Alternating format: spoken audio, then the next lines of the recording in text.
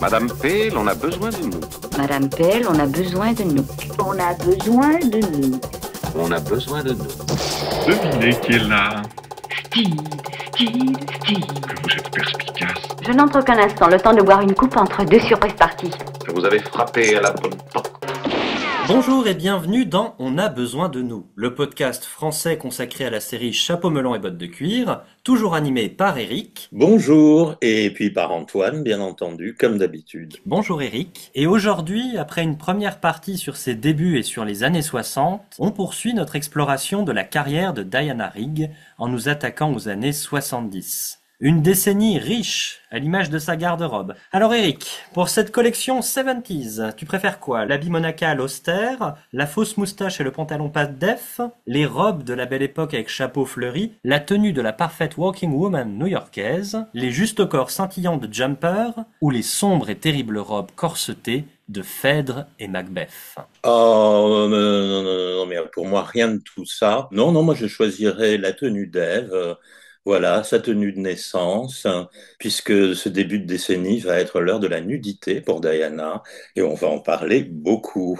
Ça va faire couler beaucoup d'encre cette histoire. Mais avant d'attaquer le nu, il faut qu'on revienne un tout petit peu sur Married Alive, tourné à la fin de l'année 69, toujours avec Stuart Bird, et Stuart Bird qu'on connaît bien puisque c'est le réalisateur avec lequel on avait laissé le précédent épisode, puisqu'il venait de réaliser Jules César, également avec Diana Rigg. On peut parler ici de copinage, et il l'engage d'air chef en tournant Jules César. Je pense que ça se fait vraiment à la suite l'un de l'autre. C'était une grosse transaction pour la London Weekend International. La NBC a acheté Married Alive, 75 000 livres. Beaucoup, et beaucoup d'argent. Bah oui, c'est beaucoup d'argent.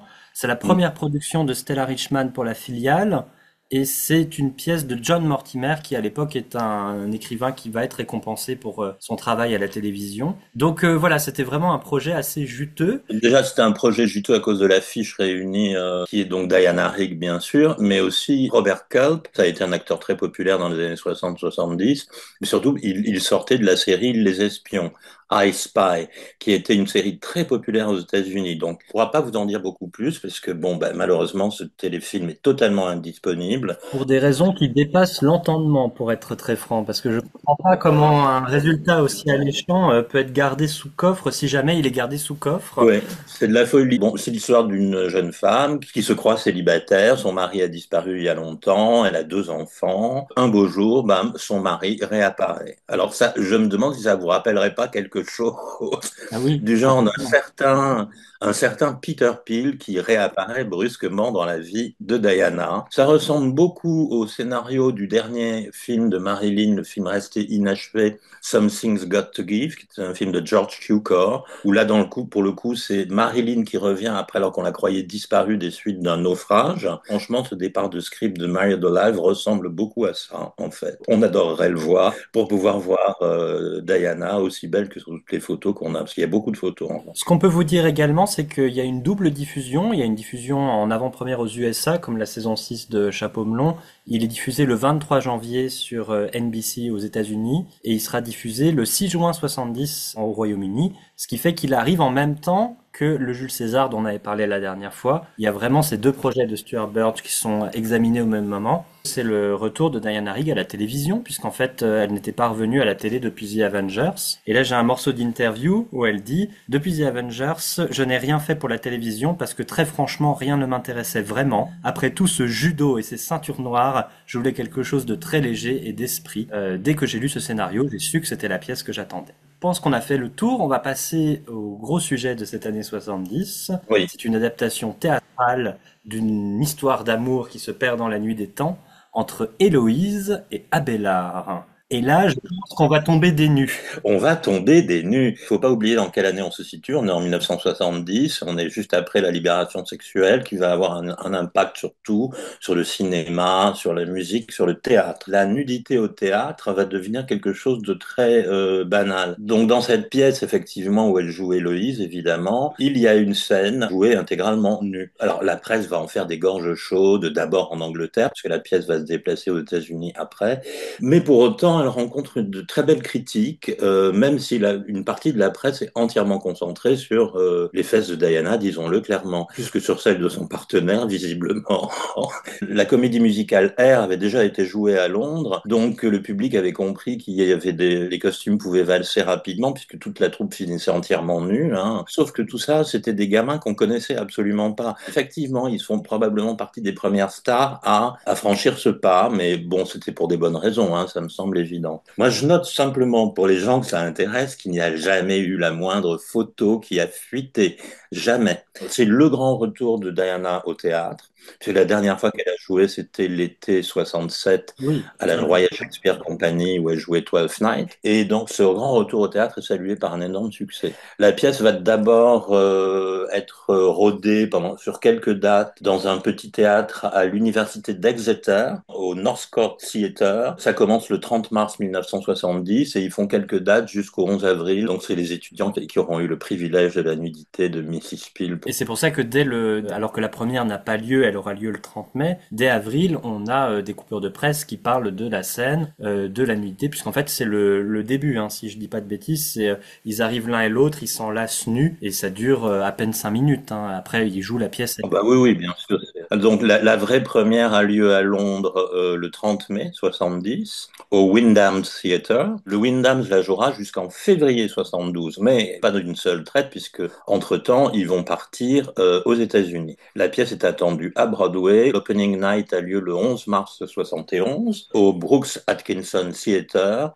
Et là encore, beaucoup de bruit, et pas pour rien. La critique est dithyrambique, en fait, sauf peut-être un critique qui est peut-être passé un petit peu à côté de la pièce et de sa modernité, hein, même si ça se passe au XIIe siècle. Un méchant monsieur qui s'appelle John Simon. Le soir de la première, dès le lendemain, Diana peut lire dans la presse « Diana Riggs is built like a mausoleum with insufficient flying buttresses ». Ça va faire tellement de bruit qu'on aura même une coupure de presse dans Télé 7 jours, hein, et où il disait la pauvre Diana Riggs s'est faite insulter par un critique new-yorkais. Mais la traduction, c'est Diana Riggs est construite comme un mausolée auquel il manquerait les contreforts, c'est-à-dire qu'en fait, elle n'a pas assez de nichons, quoi, pour être tout à fait clair. Elle, ça l'a énormément blessée, hein, bien sûr, puisque comme elle l'a expliqué après, si vous m'attaquez en me disant elle est nulle dans la pièce, moi je peux me défendre et je peux parler de mon personnage et de ce que je joue. Mais en revanche, si vous m'attaquez juste en disant que j'ai pas de nichons, je suis au courant, je vous remercie. Cela dit, ça lui a donné une réaction parce que plus tard, ça va lui permettre de créer son premier livre, son premier ouvrage, où elle va essayer de réunir toutes les pires critiques subies par les plus grands acteurs du théâtre américain et anglais, qui commencera par la sienne évidemment. Et le titre du livre, c'était No Turn on Stone. C'est intraduisible en fait, mais ça va être Chacun y aura droit. Mais ça fait allusion à une pierre tombale. On va reparler de la critique puisqu'on aura l'occasion d'y revenir lorsqu'on viendra sur Théâtre 200. C'est une anecdote qu'elle va aussi beaucoup ressortir dans la presse. On peut peut-être dire un mot sur son rapport à la presse durant ces années 70. C'est quelqu'un qui va beaucoup parler d'elle, beaucoup parler de sa vie privée, de ce qu'elle est en tant qu'actrice. Elle va avoir un rôle aussi dans les talk shows qui va être beaucoup plus prenant dans cette décennie. Elle va participer au Dick Cavett Show, au Russell Artish Show. Il y en a pas mal durant cette décennie. In fact, when I was doing Abelard and Eloise, I think it was in the provinces in Newcastle.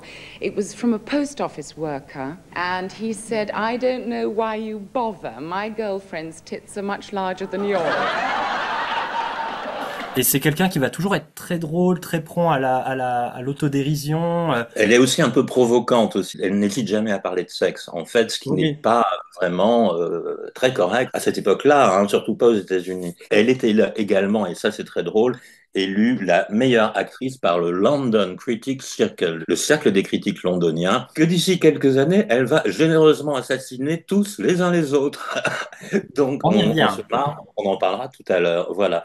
Donc, c'est un très gros succès, ce retour au théâtre de Diana. On va avoir aussi un gros succès du côté du cinéma d'auteur, parce que, alors qu'elle est sur Héloïse et Abélard, elle va tourner The Hospital, qui sortira en 71 de Arthur Hill. George C. Scott, in the hospital, where everything that happens is a matter of life and death.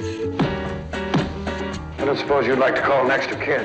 No, thanks. Qui se passe dans le CHU de Manhattan, où on suit Herbert Bock, interprété par George C. Scott, qui est un directeur médical complètement désabusé par la situation catastrophique de sa carrière, de sa vie privée et surtout de son hôpital, qui ressemble plus à une chambre mortuaire où les urgences s'empilent. Ça fait beaucoup penser à la gestion sanitaire qu'on a pu voir ces dernières années, en particulier aux États-Unis. C'est incroyablement avant-gardiste si on y pense, que ça fait penser à toutes les discussions sur l'hôpital qu'on peut avoir en France aujourd'hui, aux États-Unis. Je pense que c'est pas mieux. Ouais. C'est un film que j'ai découvert en plein Covid, donc j'ai un souvenir très mordant de The Hospital. Et d'ailleurs, quand Diana va parler de The Hospital, elle va beaucoup s'en servir comme d'un film pour parler du système de santé aux États-Unis. Donc Diana, dans ce film, elle joue Barbara, qui est la séduisante fille d'un patient, qui va avoir un petit côté hippie, je crois on peut le dire. Carrément, c'est l'époque où Diana a ses longs cheveux raides, elle porte une chemise en jean dont plusieurs boutons sont ouverts, une mini-jupe en daim très très court. Donc elle débarque dans le bureau de Herbert Bock, donc le formidable George C. Scott, qui lui va être nommé aux Oscars pour ce rôle. Il n'aura pas, je crois pas. En réalité, il a décidé de se suicider, il est à 2 doigts de se faire une injection. Et lui fait comprendre, à moitié amusé, que bon, de toute façon, les femmes et lui, c'est un peu terminé, puisqu'il se considère comme impuissant.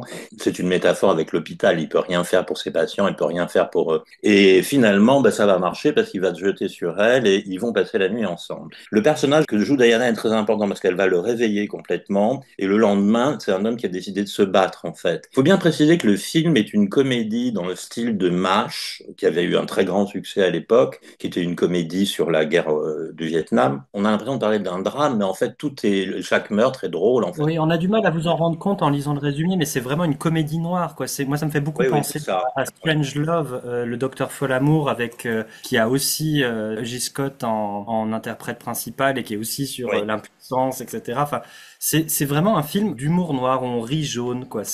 On rit jaune tout du long du film. Il y a des moments de franche rigolade et d'autres où on se dit mais c'est pas possible. Do you have your card with you? Do you know your number? There's no pulse, doctor. What's the pressure? There's no blood pressure, doctor. Welbeck, yes, he just butchered another one of my patients.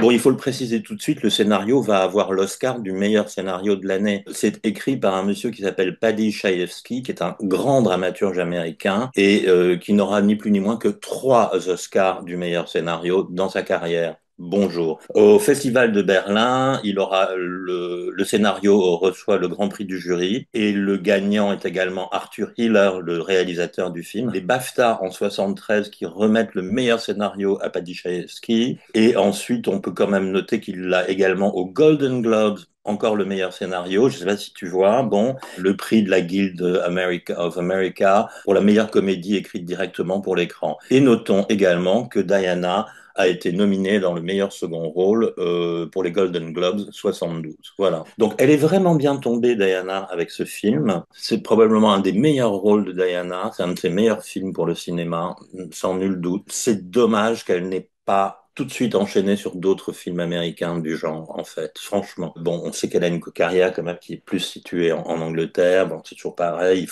Pour faire une carrière américaine, il faut s'installer là-bas, il faut aller à Hollywood. Un beau palmarès, un beau tremplin pour Diana. Malheureusement, elle est attendue par d'autres aventures qui vont peut-être plus lui ressembler et on va se retrouver très vite, donc en 72 à Londres, avec Jumpers de Tom Stoppard. C'est l'arrivée au National Theatre, en fait, tout simplement. Absolument. Là, elle va commencer une longue collaboration avec le National Theatre qui va être un vrai renouveau de théâtre pour Diana en ce début des années 70. Et donc, on va avoir Jumper, qui va être une pièce très importante où on va encore avoir un peu de nudité. Une pièce moins importante pour Diana, mais qui s'est aussi beaucoup vendue sur son nom, c'est This Pity She's a War, qu'on pourrait traduire en français, quel dommage qu'elle soit une putain. On va avoir Macbeth, on va avoir du Racine, du Molière, même avant. Ça va être une vraie alternance pour toute la décennie. D'ailleurs, elle va avoir même plusieurs rôles qui se superposent à la fois. Bon, on va y aller un petit peu dans l'ordre. Donc, Jumpers. Until today, gonna take a sentimental journey, gonna set my heart at ease, gonna make the sentimental journey to renew old memories. C'est une farce philosophique. Vas-y, comment on pourrait décrire Jumper? Alors cette pièce, elle est très fantasmatique quand on la regarde de loin avec les photographies. Ouais. Diana Rigg joue une meneuse de revue et son mari est un professeur de philosophie qui ne se pose que des questions fondamentales sur l'existence de Dieu. Les deux pôles s'opposent complètement parce que Dottie, donc son épouse, elle souffre d'un effondrement mental depuis qu'il y a eu un alunissage. Elle pense que ne va plus tourner rond, justement, que les planètes ne vont plus tourner dans l'ordre. Elle perd un peu la tête. Ce qui va nous donner l'occasion de faire ça à travers un style de comédie musicale. Pour comprendre le titre, les Jumpers, ce sont des danseurs, en fait, qui vont être un peu les boys de Diana. Alors, elle a plusieurs tenues très sexy. Elle a une attitude très sexy, très marilinesque. Elle joue un rôle qui lui correspond pas tellement. Donc, c'est vraiment une composition totale. Et elle va chanter deux chansons, notamment une où elle s'allonge sur un croissant de lune géant. Donc bon, c'est un spectacle qui, comme ça, pour nous, on le voit à travers les récits, les critiques et puis les photographies qu'il en reste, il en a pas mal, qui est très excitant, quoi. On aimerait beaucoup la voir dans ce type de production. On n'est pas tellement surpris parce qu'elle reviendra plus tard à des vraies comédies musicales, pour le coup. Évidemment, le clou de la pièce, c'est qu'à un moment, une scène ouvre, elle est allongée nue sur son lit, on peut imaginer avec des très jolies lumières, comme elle l'expliquait dans les articles, mais très vite, je me relève et j'enfile un déshabillé, très sexy. Bon, là aussi, il y a des photos, mais pas quand elle est allongée nue. Non, là, on est désolé. Alors, la pièce, elle est reçue de manière... Il y a des bonnes et des mauvaises critiques, mais d'une manière générale, ça va être un gros succès. Et pour cause, ça va être un gros succès en Angleterre, et la pièce va partir aux États-Unis également. Donc, bon, ça n'arrive que des pièces qui ont du succès. Là aussi, récompense Evening Standard Award de la meilleure pièce en 72. On a beaucoup de bonnes critiques. C'est vrai qu'il y en a certaines qui pointent le côté existentialiste et donc un peu abscon de la pièce, mais globalement, c'est une pièce qui a un impact énorme. Le National Theatre, qui est dirigé à cette époque-là par Laurence Olivier, qu'elle retrouve puisqu'elle l'a connu à ses tout débuts à la Royal Shakespeare Company, où elle a joué des pièces avec lui alors qu'elle était juste une silhouette comme ça qui passe dans le fond du décor. Petite anecdote par rapport à Laurence Olivier, c'est qu'au National Theatre, la loge numéro 1 n'existe pas. Elle est une loge symbolique qui est dédiée à Laurence Olivier, et la loge numéro 2 était donc celle de Diana Rigg à l'époque. Donc, Diana, elle va retourner à Shakespeare, alors avec Macbeth, mais un petit peu avant, elle va rejoindre Vincent Price du côté de l'American International Picture pour un film d'horreur fantaisiste autour de Shakespeare, justement. Oui, Lance-Théâtre de sang.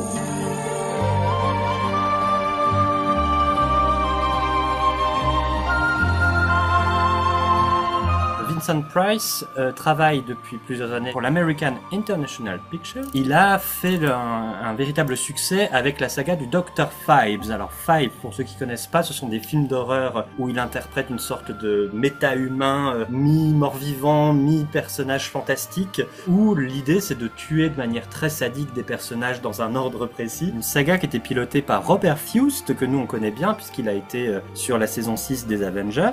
Théâtre de sang sur lequel va débarquer Diana Rigg s'inscrit dans cette même lignée puisque l'idée c'est de tuer selon le mode opératoire des pièces de Shakespeare. Il y a un personnage qui se fait poignarder comme dans Jules César, il y a un personnage qui va manger ses enfants dans un sens un peu large comme dans Titus. Énormément de références à Shakespeare et au monde du théâtre, du côté de la critique notamment, puisque l'idée ça va être de zigouiller les critiques, puisque le personnage de Vincent Price qui joue donc Lionheart est un acteur raté, présumé mort, qui va donc essayer de se venger et avoir une vengeance sadique avec tout le fameux cercle des critiques. Ce dont je parlais tout à l'heure, effectivement, on va retrouver le fameux cercle des critiques, pour de faux, mais enfin, ils vont quand même tous se faire zigouiller par Vincent Price et sa fille Diana, qui joue Edwina Lionheart. C'est un peu un spoiler, mais bon, écoutez... Moi, je trouve que c'est un film qui est très très réussi, dont elle peut être fière, et surtout qui donne l'occasion à Price et à Diana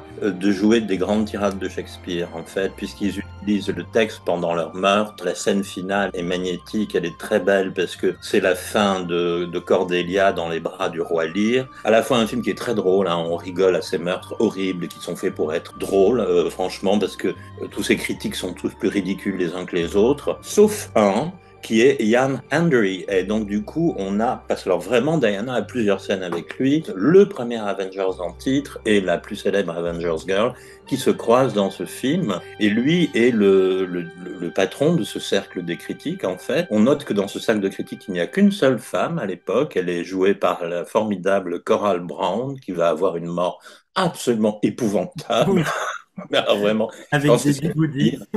Avec des bigoudis dans un salon de coiffure et qui donne à Vincent Price l'occasion de jouer un coiffeur homosexuel qui est hilarant et il s'amuse comme un petit fou, on le sent très bien. Bon, moi je l'ai vu très tôt, en fait il est sorti en 73, il est sorti en France la même année, un peu plus tard je pense. Et donc quand tu arrives, tu viens voir un film avec Diana Rigg et tu la vois pas avant un bon quart d'heure, quoi. Alors qu'elle est en tête d'affiche, c'est Vincent Price, Diana Rigg. Après, on la voit, elle a une très jolie scène, puis elle redisparaît, puis elle réapparaît, puis elle redisparaît, puis basta, et on la revoit pratiquement pas avant la fin, avant qu'on découvre tout simplement qu'elle est là tout au long du film, qu'elle est le garde du corps, l'homme de main de Vincent Price, d'Edward Leonhardt, c'est elle déguisée en homme avec une perruque de cheveux bouclée un peu hippie, une moustache, une barbe, et qu'elle s'amuse comme une folle. What have I done to you, my daughter? Good my lord, you have begot me, bred me, loved me. I return those duties back as our right fit. Obey you, love you, most honor you. Mais on identifie son personnage comme étant le partenaire de Lionheart et pas du tout, on réalise pas que c'est Diana Rigg qui est dessous, quoi, vraiment pas. Donc évidemment, il faut le revoir tout de suite une deuxième fois en se disant ah ben oui, voilà, elle est là, c'est un très beau rôle en fait dont elle a hérité.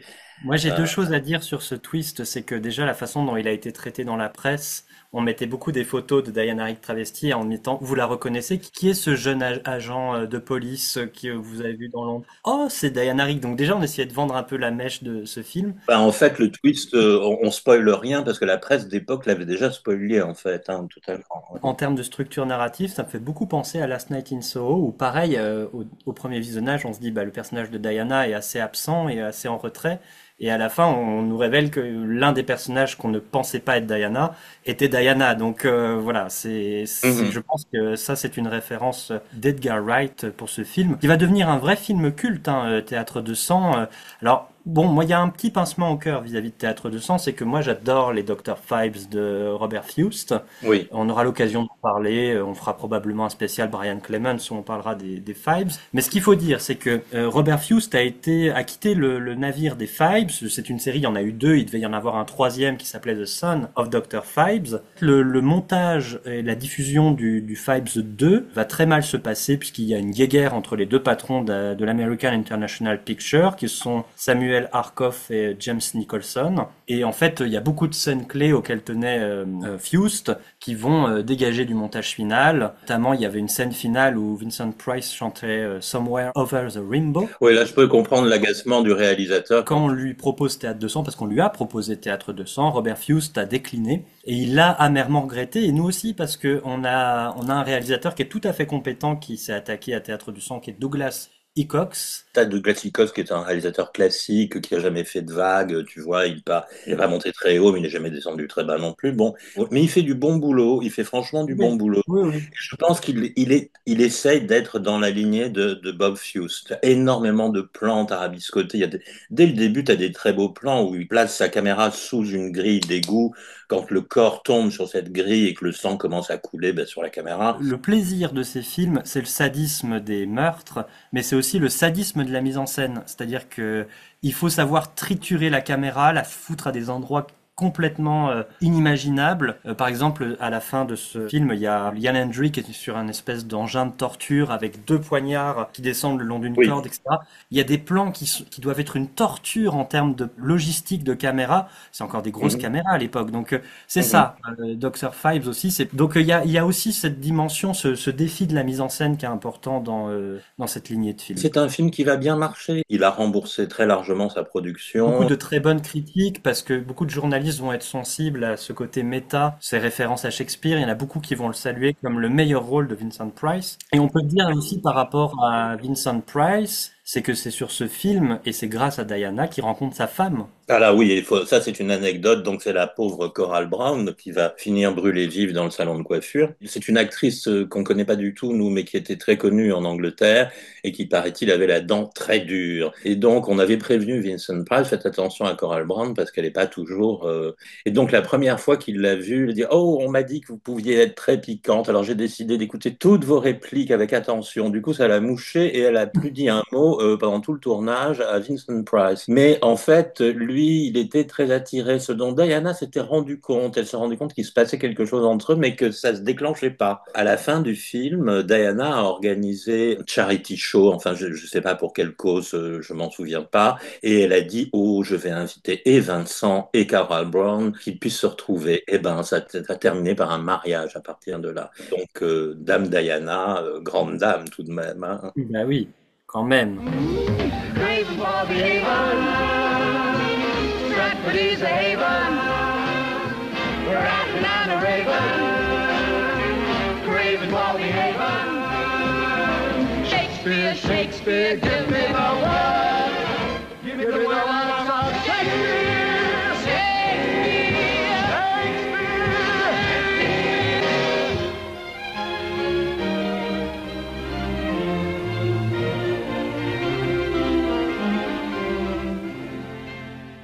On va revenir aux affaires du National Theatre. On peut aussi dire que parallèlement à toutes ces pièces qu'elle va jouer au National Theatre, elle va quand même enchaîner Macbeth et le Misanthrope la même année en 73. Elle va aussi lire de la poésie. Elle participe à Poetry International. Il va y avoir des moments où elle se retrouve à lire maquillée pour la pièce puisqu'elle doit partir le même jour pour interpréter au théâtre. Donc on reconnaît bien Diana et sa force de travail et même si elle va dire que c'est quand même quelque chose de compliqué. Elle va dire c'est incroyablement difficile de garder 3 rôles en tête, parfois tous joués en une semaine, mais j'aime le système de répertoire car il offre une pause et on revient frais. Ça va empirer là dans les années qu'on attaque parce qu'elle va se retrouver à un moment avec 3 rôles énormes qu'elle joue pratiquement en même temps. En fait, c'est très compliqué. Ces lectures de poésie sont très importantes. Hein.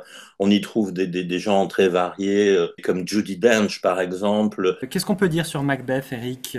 Beaucoup de choses. Hein. Mais non, on n'a pas le droit d'en parler. Ah bah non. On peut pas citer le nom de la pièce. Donc elle joue dans de Shakespeare, le grand classique féminin du répertoire shakespearien, Lady Macbeth, qui est vraiment un rôle énorme. Et elle va le jouer face à Anthony Hopkins, qui est encore un jeune acteur, tout frais lui aussi. Voilà, il y a beaucoup de photos de publicité d'eux, soit en costume, soit en blue jean dans la rue près du théâtre. C'était un événement qui n'a pas forcément été très bien reçu par la critique. Alors pas tellement elle, mais je pense que c'est plus le Mac, non, j'ai pas le droit de le dire, de Anthony Hopkins qui avait gêné. Bon, nous évidemment, on peut absolument pas en juger aujourd'hui. Le fait est que de toute façon, ce sera un succès quand même, puisque ça commence le 9 novembre 1972 et que ça ira jusqu'au mois de mars 73. L'emploi du temps de la dame est quand même très très chargé, hein, si vous faites attention à toutes ces dates. Bah oui, et puis surtout si on dit qu'en même moment, le 20 février 73, donc alors qu'elle n'a pas fini Macbeth, elle commence le Misanthrope de Molière, où elle joue Célimène. Elle peut pas être plus différente, sachant que dans Macbeth, elle est comme ça, avec cette espèce de corset guindé, enfin, elle est vieillie d'ailleurs, hein, alors que Le Misanthrope est une adaptation moderne de la pièce de Molière, qui se passe en 1966, à Paris, bien sûr. Il paraît qu'il y a même des allusions au général de Gaulle, à Malraux, qu'on parle du prix Goncourt, enfin, tu vois, la pièce a lieu, on le sait, dans le salon de Célimène, où elle reçoit ses soupirants, et notamment, bien sûr, Alceste, le héros. Costumière fait un très beau travail, elle a des robes ravissantes. Là encore, je pense que Laurence Olivier a dû dire on voit un peu les tits là sous les robes, elles sont très très légères ces robes, très caressantes. Laurence Olivier qui donc de temps en temps vient quand même regarder ce que foutent les acteurs de ce National Theatre qu'il dirige. Lorsqu'elle répète Macbeth, donc quelques mois plus tôt, hein, ils passent voir une répétition complète, hein, mais où ils sont pas en costume, ils sont en tenue de ville et elle porte un simple t-shirt et comme toutes les filles de cette époque,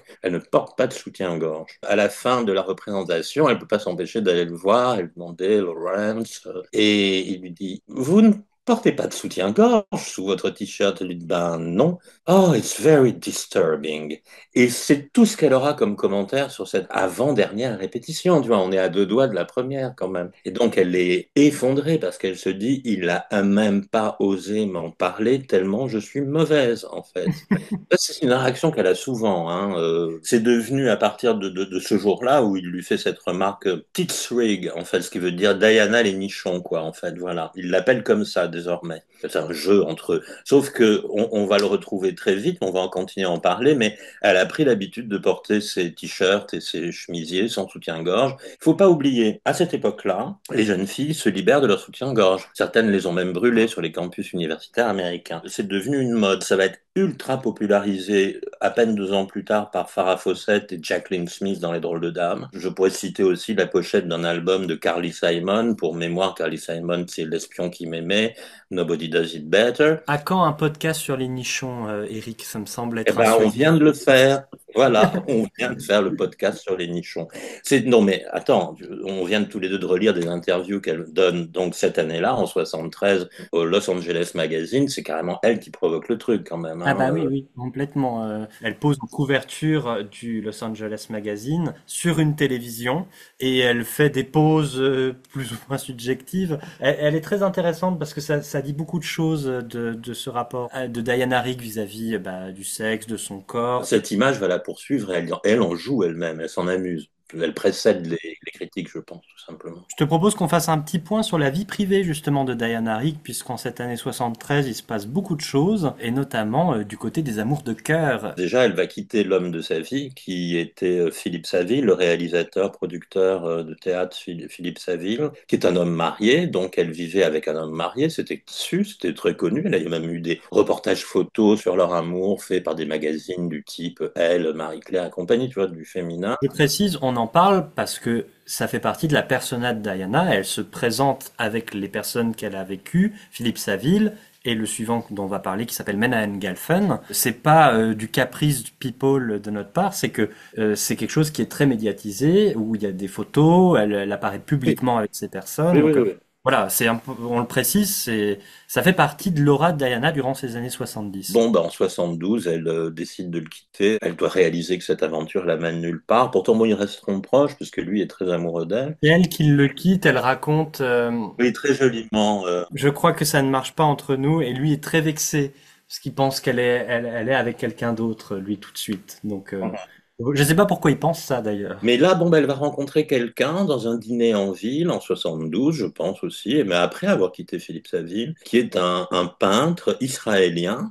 Et là, ça va franchement être un coup de foudre parce que le mariage est organisé dans le mois qui suit, quoi. My husband is an Israeli and his name is Menachem Geffen, which I don't expect people to be able to pronounce first time around because it took me some time to learn too. Menachem Geffen. Et sa mère va immédiatement s'occuper du mariage, aller chercher les papiers à la mairie et tout. Et donc le mariage va se faire. Elle a un mot malheureux un peu dans la presse en disant je me donne au moins 1 an pour être sûr que ce mariage va tenir et il va durer moins d'1 an en fait en réalité. Mais en attendant, ils sont très très souvent tous les deux dans la presse. Alors déjà, il va être lié à sa carrière, qu'au moment où elle le rencontre, peu de temps après, avant qu'ils soient ensemble, elle quitte Londres pour aller aux États-Unis pour tourner la sitcom Diana. En quittant Londres pour rejoindre Los Angeles, elle laisse son appartement, elle le laisse à un ami qui va occuper la place pendant son absence. Et cet ami, c'est David Bowie. Ça va poser des petits problèmes en fait, parce que pendant qu'elle tourne Diana aux États-Unis, elle reçoit régulièrement des appels de la copropriété, j'imagine, ou de l'immeuble ou des voisins en disant « Il y a un petit problème avec votre sous-locataire, il fait beaucoup de bruit quand même. » Voilà. En quittant Londres aussi, elle va lourder beaucoup de sa vie. Diana Rigg, c'est quelqu'un qui ne s'encombre pas dans sa vie. Et elle va laisser derrière elle Poopy the Ghost, qui est donc son chien qu'on voit souvent. Beaucoup de photos d'Emma Peel. Oui, elle a dit « Oh, le pauvre, je peux pas le trimballer à Los Angeles. » En fait, ça va être très compliqué compliqué, elle l'a donné à une famille avec des enfants. Voilà. Ça. Et ce qui est très rigolo, c'est que c'est également le début d'un téléfilm qu'on va traiter un tout petit peu plus tard, qui s'appelle In the House of Breed, où pareil, elle lourde son chat à une famille avant de partir au couvent. Donc c'est là aussi un trait biographique qu'on retrouve dans la fiction. Un trait biographique qu'on retrouve dans la fiction, je crois que ça n'a jamais été autant le cas que dans la sitcom Diana.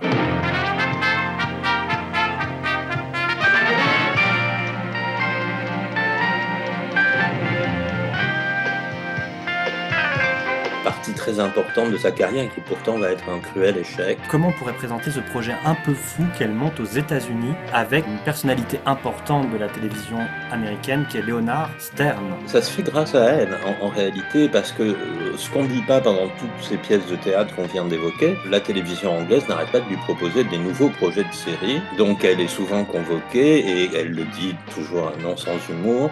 On me lit les premières pages du scénario et ça commence invariablement par Enter Diana Rigg, gun in hand, et faisant du karaté, bien entendu. Donc, elle en a ras-le-bol de ça, et elle se dit, moi je vais proposer un projet, et elle commence à gribouiller un projet où c'est une jeune anglaise qui débarquerait, alors ça se passerait au siècle dernier, dans une petite ville américaine, dans une petite bourgade américaine. Alors, je ne sais pas comment, pourquoi, plutôt qu'à la télé anglaise, ça tombe sur Leonard Stern, mais il va prendre ça très au sérieux, que Diana Rigg ait envie de faire de la télé, et il la convoque à Los Angeles, où alors là, tout de suite, on va lui dire, alors non, mademoiselle Rigg, le western c'est terminé, c'est plus du tout la mode, donc on va pas lancer un western, mais en revanche, on a à vous proposer un projet, une jeune anglaise qui débarque à New York. À l'origine, elle devait être la patronne du secteur mode d'un grand magasin new-yorkais, une designeuse, mais en chef, en fait. Voilà. C'est ça.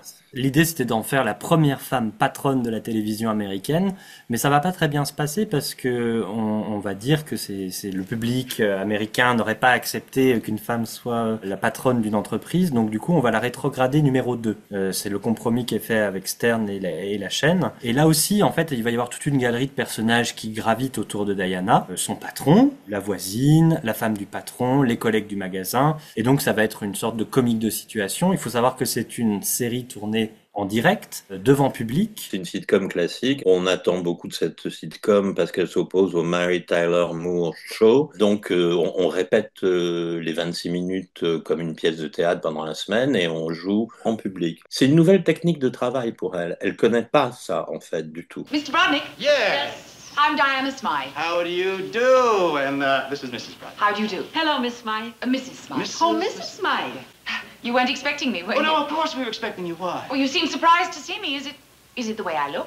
Il faut savoir que c'est un projet qui est très personnel, il y a énormément de références à elle. Par exemple, il y a un jeu vis-à-vis du patron de son personnage, puisqu'en fait son patron est plus petit qu'elle, et donc du coup le personnage de Diana va toujours essayer de s'accroupir, de s'agenouiller pour pas que son patron se rende compte qu'elle est plus grande que lui. Ça va beaucoup parler à une comédienne comme Diana, puisque c'est une comédienne qui est grande. Pour toutes les actrices qui font plus d'1m70, c'est une catastrophe parce que il y a beaucoup d'acteurs qui sont petits et il y a beaucoup d'actrices qui ont eu ce problème. Référence à sa vie personnelle, c'est l'arrivée de Patrick Macnee dans un épisode, et ça c'est quand même quelque chose qui nous intéresse. Ils se sont dit, et si on faisait revenir Patrick Macnee, parce que pour les Américains, le souvenir des Avengers est encore très frais, hein. Oui, il va y avoir cet épisode qui, il faut le dire, est absolument charmant. Alors, je suis désolé parce que il a été disponible sur YouTube. Moi, je l'ai vu sur YouTube une fois là, dans une qualité à pleurer. Hein, c'est horrible. Mais je crois qu'il est plus, on le trouve plus en fait, malheureusement. On va en profiter pour dire que Diana, c'est un scandale. Alors, il y a beaucoup de programmes qui nous manquent. Il y a des manques. Donc, il y a par exemple Married Alive. On essaye de vous en parler à partir de la documentation, mais on l'a pas vu. Il faut savoir que la série Diana, elle est introuvable et c'est incompréhensible. Alors, ça a été un échec commercial, certes, mais il y a quand même 13 ou 14 épisodes. La série tourne autour de Diana Rigg. C'est incompréhensible que les Américains ne décident pas de ressortir ça en coffret remasterisé. Donc tout ce qu'on a, c'est des morceaux d'extraits dans des qualités très variables qui traînent sur le net. On va être assez cruel avec Diana, comme la presse a été très cruelle avec la sitcom Diana. Mais en fait, on peut pas tellement la juger puisque on l'a ni l'un ni l'autre pas vu. J'ai dû en voir 3 peut-être, et puis des petits bouts comme toi. Toi, tu as réussi à retrouver des petits bouts. Bon, souvent, j'ai été catastrophé par la qualité, donc ça donne pas envie. Hein. Mais Évidemment, j'ai regardé l'épisode avec Patrick Macnee en entier. C'était charmant parce que c'est bourré d'allusions. Alors, c'est son ex-mari. C'est un grand chef d'orchestre, donc une star. Il y a plein d'allusions à STDMA, plein d'allusions à la manière dont ça s'est terminé. Enfin, c'est très rigolo. Ils jouent le jeu tous les deux à fond. Je regrette que la série n'ait pas été plus dans cette direction. Ce n'est pas une série à hurler de rire, quoi. C'est bien ça le problème, c'est que ces séries-là doivent vous faire rire pendant 25 minutes. Moi, je crois qu'elle sait pas, elle a pas très bien compris la technique de travail qu'ont les Américains avec ce type de rôle, qui leur demande d'être ce qu'on appelle proactif, c'est-à-dire de balancer, tu vois. Elle a laissé les auteurs travailler comme ils voulaient, elle a laissé les autres acteurs travailler comme ils voulaient, alors qu'elle aurait dû le prendre comme son... C'est le Diana Show, c'est son show, donc c'est à elle de diriger, en fait.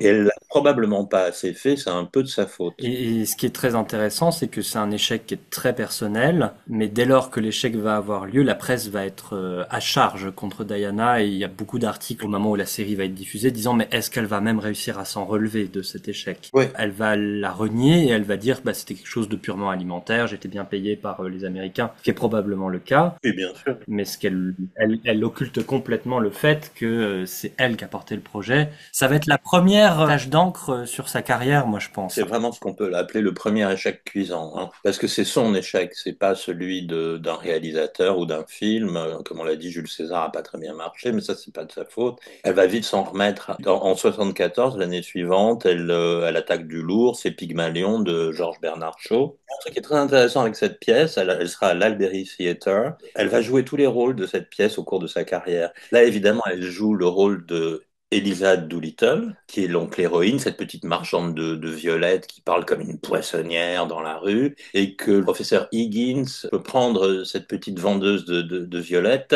et en faire une grande dame, une femme du monde. Et c'est une vieille pièce, c'est Pygmalion. Et je crois que c'est Julie Andrews qui va l'adapter d'abord à Broadway et ensuite... Et puis ça va devenir My Fair Lady, d'abord à Hollywood avec Audrey Hepburn, qui sera rejouée à Broadway des années plus tard. D'ailleurs, la dernière participation de Diana à Broadway, c'est My Fair Lady, où elle joue pour le coup la vieille Madame Higgins.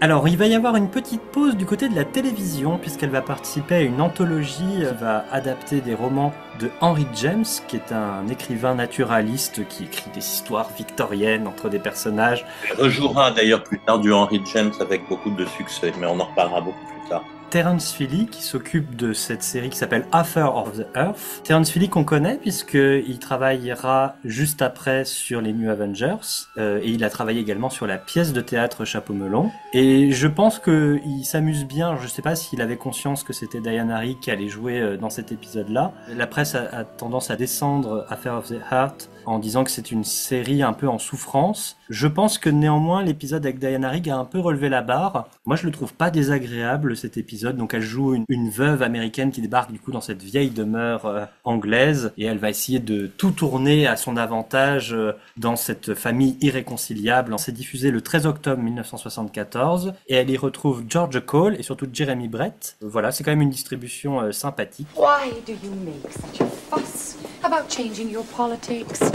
Parties and programs come and go, but a duty like this abides. This is a temple. Don't profane it.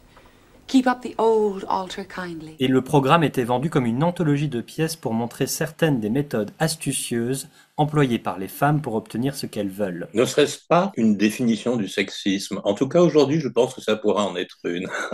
Oui, un petit peu. Après ce petit passage télé où elle a effectivement un rôle délicieux, on repart au théâtre, elle va reprendre Le Misanthrope. Alors, elle le reprend à Ludwig, c'est avec le National Theatre, mais il est question de le monter aux États-Unis, donc ça va se jouer à Broadway, au St. James Theatre, et à Washington également, ils vont aller. Elle va être nommée pour les Tony Awards également pour cette pièce. Cette reprise du Misanthrope, il y a un petit changement d'affiche.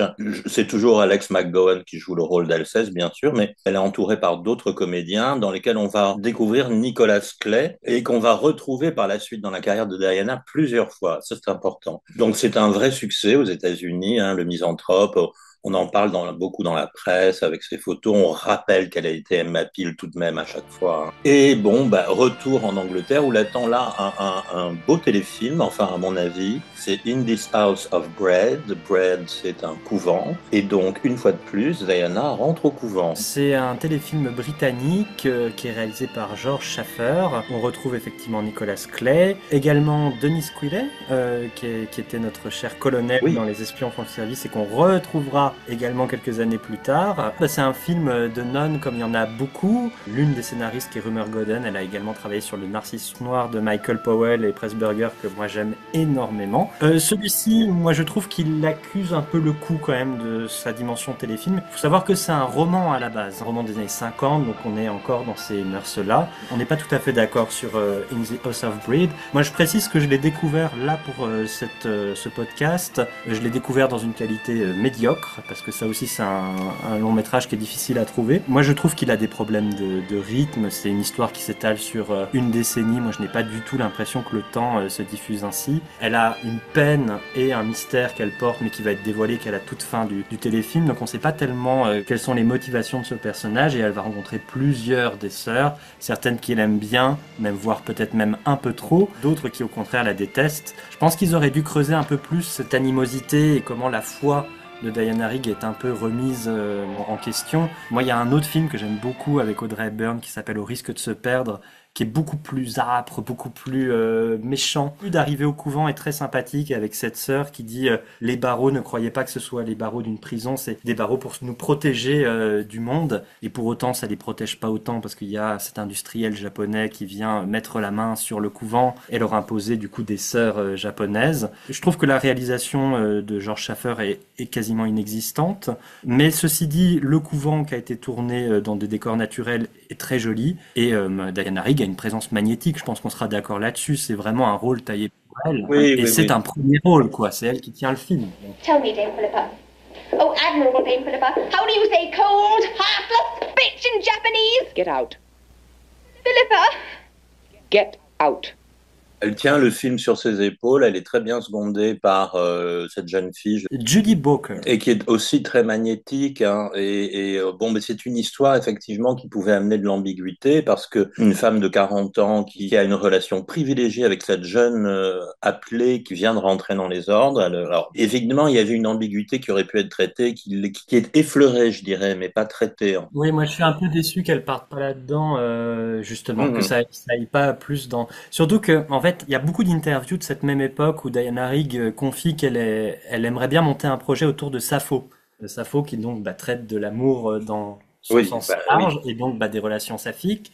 Et du coup, moi j'espérais que ça allait arriver à un moment donné cette décennie et malheureusement non. Donc voilà.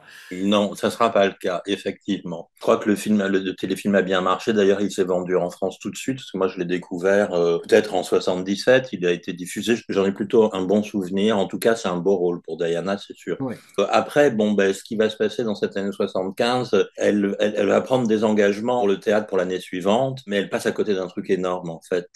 Et ça, c'est très très dommage. C'est Paddy Chayefsky, scénariste de l'hôpital, qui vient d'écrire, en pensant clairement à elle, le scénario de Network qui sera mis en scène par Sidney Lumet. Elle s'apprête à montrer Phaedra Britannica, c'est-à-dire Phèdre, l'adaptation de Racine. Et ça va pas coller. Donc il va s'en remettre, Paddy Chayefsky, parce que il pense lui à des actrices comme Candice Bergen, Ellen Burstyn ou Natalie Wood. Les studios sont pas du tout d'accord. Ils veulent Jane Fonda ou Diane Keaton ou Jill Clayburgh. Sidney Lumet arrive en disant moi j'aimerais bien Vanessa Redgrave. Ça aurait été une grosse claque pour Diana que ce soit Vanessa Redgrave qui le prenne. Oui. Et au final, c'est Faye Dunaway qui va hériter du rôle, et elle va pas hériter que du rôle, elle va recevoir l'Oscar en 1976 pour ce rôle. C'est pas le premier projet avorté de cinéma américain pour Diana. Il y en a eu un autre entre fin 69 et début 70, un film de Joshua Logan. Joshua Logan, c'est lui qui avait réalisé Bus Stop avec Marilyn Monroe et qui lance Paint Your Vagans Rayman, qui en français devient La Kermesse de l'Ouest, une grosse comédie musicale sous forme de western, avec Lee Marvin dans le rôle principal, mais Clint Eastwood également. Diana était pressentie pour jouer le rôle féminin principal. Malheureusement, son papa est très souffrant, même mourant en réalité, et donc elle ne veut pas quitter l'Angleterre, elle veut rester à ses côtés, donc c'est tout à fait honorable, hein, on peut le comprendre. Donc le rôle sera distribué à Gene Seberg au final. C'est intéressant ces aventures avortées, mais bon, elle est en train d'en venir à ce moment-là en Angleterre, on en parle comme une des plus grandes actrices de théâtre, elle n'est pas encore dame Diana, mais enfin bon, pour tout le monde c'est une des plus grandes actrices de théâtre britannique, et donc elle se lance dans Phèdre. Voilà. Phèdre, encore une production du National Theatre, c'est donc Phaedra Britannica, Tony Harrison qui avait également bossé sur Le Misanthrope. On avait dit Le Misanthrope, c'était une réactualisation. Sur le même principe de modernisation de la pièce, il déplace l'œuvre de Racine dans l'Inde coloniale. L'Inde coloniale britannique, que Diana Rigg connaît très bien, puisqu'elle y a vécu toute son enfance. On n'a que des photos de la pièce. Moi, j'ai l'impression qu'il y a un travail de décor qui est merveilleux. C'est la décoratrice Tania Mosewicz qui a travaillé du coup sur ce décor. Connaît pareil Diana depuis un bon moment. Les costumes, il y a une lumière. Enfin, moi, ça me fait beaucoup rêver ce fait. Je pense que la transposition, elle est très intéressante dans ce contexte-là. Il faut savoir que Aphrodite devient Shiva. La critique va être un petit peu plus réservée. Autant ils avaient applaudi la modernisation du Misanthrope, autant il y a le texte de Racine est quand même beaucoup plus exigeant. Ce que les critiques anglaises vont ressortir, c'est que s'il est aisé de transposer une comédie, c'est-à-dire du Molière, hein, transposer du drame est beaucoup plus compliqué et ils sont pas convaincus. Bon, nous, évidemment, on peut pas juger, mais effectivement, je suis comme toi, toutes les photos de cette production sont magnifiques. On peut pas douter de l'interprétation qu'elle va faire du personnage. Non, et pour le coup, son interprétation est saluée, donc là-dessus, il n'y a pas de souci. Je voulais te poser une question avant qu'on passe à la suite. On est en 76.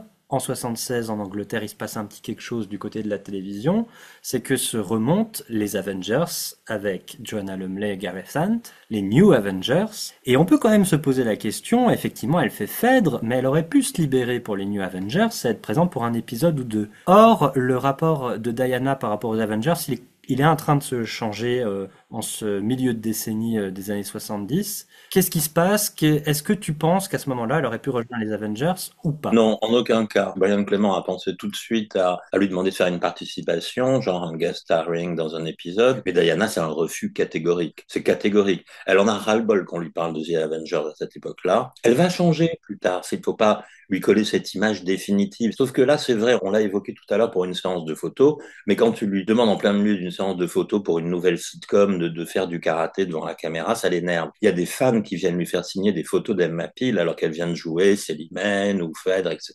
On peut comprendre que ça commence à l'énerver quand on lui parle que de ça tout le temps. Bah oui, et puis là, ça fait une décennie s'est écoulée depuis qu'elle a interprété Mrs. Peel, donc évidemment, elle a envie de tourner la page et de passer à autre chose. D'ailleurs, Eric, je te propose que nous aussi, on tourne la page, parce que là, ça fait un moment qu'on enregistre. Oui, tout à fait, on va tourner la page, et elle aussi va la tourner d'ailleurs, puisqu'elle va devenir maman, et du coup travailler un peu moins pendant quelques années, mais pas beaucoup. Donc on aura encore plein de choses à vous dire. Nous, on va pas beaucoup se reposer, hein, malgré la maternité de Diana, mais vous allez voir, il y a encore plein de belles choses à découvrir. Oui, d'ailleurs, au niveau du rythme des épisodes, on a fait le choix de prendre notre temps, d'avancer petit à petit. Donc voilà, on ne sait pas combien il y aura d'épisodes de cette saga Diana Rigg, mais voilà, on espère que vous prendrez le temps de nous écouter patiemment, film après pièce et série télé après téléfilm.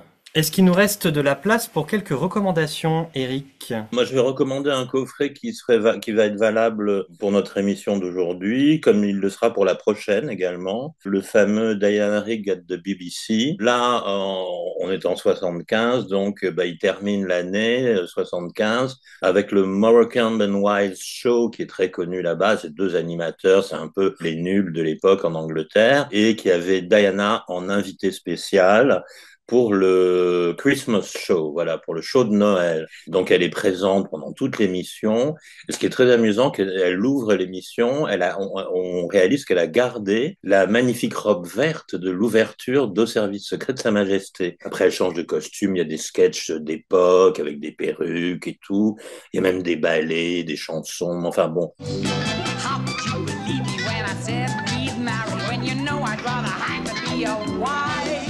pour les fans de Diana, c'est à découvrir parce qu'elle s'amuse comme une petite folle avec 2 stars de l'humour à la télévision britannique de l'époque. Donc, et dans ce coffret, vous aurez plein d'autres choses à découvrir également, des téléfilms, des dramatiques et une série géniale. Mais tout ça, ça sera pour la prochaine émission. Donc, et toi, Antoine, tu as une recommandation particulière? Bien sûr, moi je recommande les Dr. Phibes, qui sont à découvrir en plus de Théâtre de Sang. J'en profite pour dire que ESC a sorti les 2 Phibes ainsi que Théâtre de Sang dans de belles éditions. Ils ont une collection qui s'appelle British Terror, des combos DVD Blu-ray, il y a un livret, voilà, vous avez tout à chaque fois. C'est des beaux coffrets, moi je les possède, je les trouve très jolis. Le House of Breed, moi, m'a fait penser à d'autres films, je vous ai dit, Au risque de se perdre, mais également Olivia de Jacqueline Audry, qui est donc un film dans un pensionnat de jeunes filles où l'une des élèves qui arrive dans l'établissement va tomber amoureuse de son enseignante, et où je trouve que du coup c'est un film qui dialogue beaucoup avec House of Breed et avec ce rapport entre ces 2 femmes d'âge différents, comment elles vont vivre ensemble et comment leur affection va poser problème ou non. Donc voilà, moi je crois que tu connais pas, toi, Olivia de Jacqueline Audry. Non, c'est une découverte pour moi, absolument. J'essaierai de te le faire découvrir. Alors Jacqueline Audry, je crois que ses films sont pas toujours très faciles à trouver. C'est une des rares femmes réalisatrices de cette époque-là. Le film date de 1951, il est en noir et blanc et un bon prolongement, je pense, si vous êtes intéressé par des histoires du même genre. Et bien sûr, si je peux ajouter une dernière chose, si vous aimez des films de nonnes, vous pouvez et vous devez regarder Le Narcisse Noir de Michael Powell et Emery Pressburger, qui est un classique du genre et qui est vraiment un excellent film. Je plus sois, c'est une merveille. Merci pour ces recommandations et donc on se retrouve dans le podcast de toute façon bientôt et puis d'ici quelques mois avec la 3e partie de la carrière de Diana. Tout à fait, mais d'ici là on va avoir un gros programme, on a plein de choses dont on a envie de vous parler, donc voilà, je pense que vous allez vous régaler d'ici Noël. D'ici là, je vous souhaite le meilleur, prenez soin de vous, et puis Eric, on se donne rendez-vous pour un prochain épisode. À très vite, Antoine. Eh bien, au revoir, Monsieur Steed.